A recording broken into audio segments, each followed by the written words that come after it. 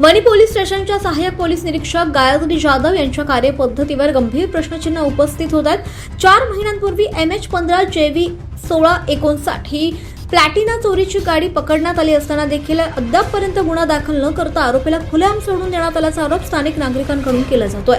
मिळालेल्या माहितीनुसार सदर चोरीची गाडी पोलिसांनी ताब्यात घेतल्यानंतर नियमानुसार तात्काळ पंचनामा करून गुन्हा दाखल करणं अपेक्षित होतं। मात्र 4 महिने उलटून सुद्धा या प्रकरणी कोणतीही अधिकृत कारवाई झालेली नाही। आरोपी मोकाट फिरत असल्यानं पोलिसांच्या हेतूवर संशय व्यक्त केला जातोय। या प्रकरणामुळे सर्वसामान्य नागरिकांमध्ये संतापाचं वातावरण आहे। चोरीची गाडी जप्त करून सुद्धा गुन्हा दाखल करण्यास विलंब का? आरोपीला कोणत्या आधारावर सोडण्यात आलाय?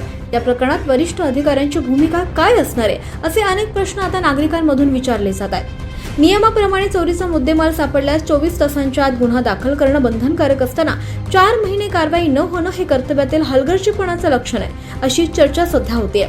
या संपूर्ण प्रकरणाची चौकशी करून पोलीस अधीक्षकांनी नाशिक ग्रामीण यांनी लक्ष घालावं आणि मनमानी कारभार करणाऱ्या संबंधित अधिकाऱ्यावर कारवाई करावी, अशी मागणी आता नागरिकांमधून होतीये। या आरोपांबाबत सहाय्यक पोलीस निरीक्षक गायत्री जाधव यांनी हलगर्जीपणा का केला? लक्ष्मी दर्शन झाल्यामुळे कारवाई गुलदस्त्यात ठेवण्यात आली आहे का, असा देखील गंभीर आरोप होतोय। पोलीस अधीक्षक DS स्वामी यांच्यावर कायदेशीर कारवाई का करत नाहीयेत? कंट्रोलला जमा करून यांची विभागीय चौकशी का करत नाहीयेत?